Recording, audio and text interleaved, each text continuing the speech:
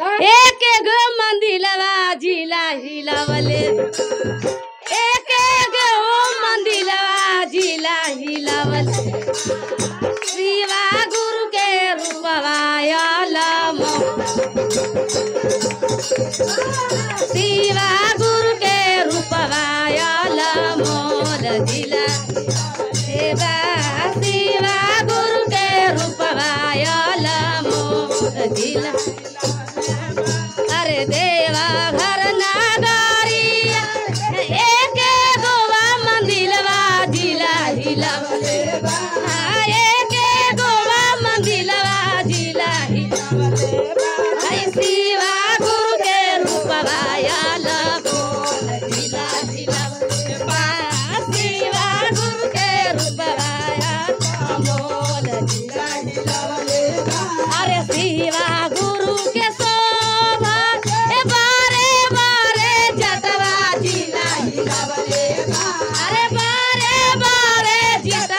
जिला हिलावले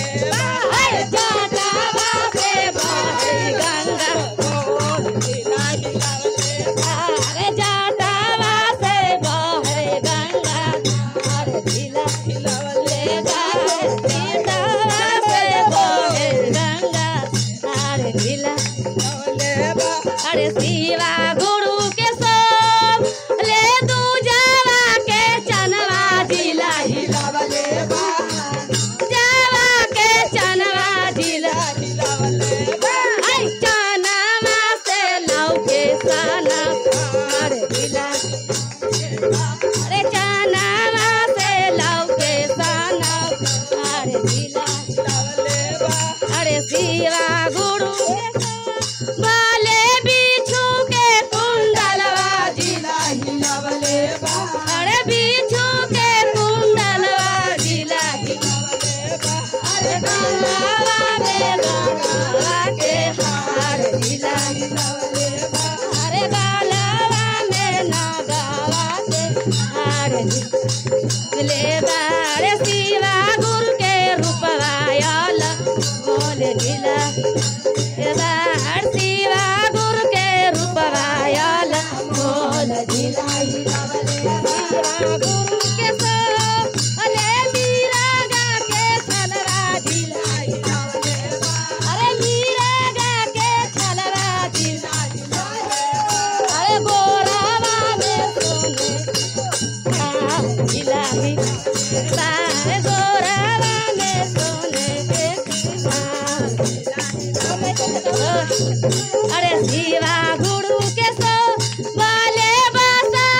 बायलवा जिला हिलावले अरे बासा बायलवा जिला अरे संघवा में भूता रंगा जिला अरे संघवा में भूता बहे आले जिला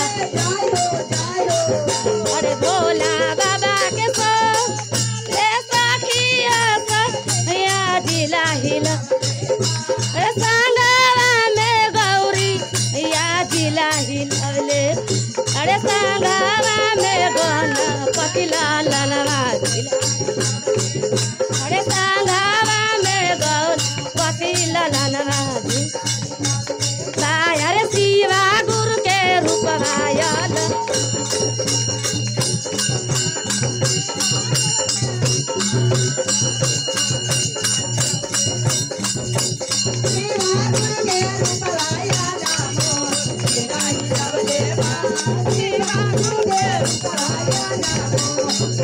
अरे शिवा गुरु के रूपवायलम बोल जिला हिलावले अरे शिवा गुरु के रूपवायलम प्रेम से बोलिए शंकर भगवान की जय, सच्चे दरबार की।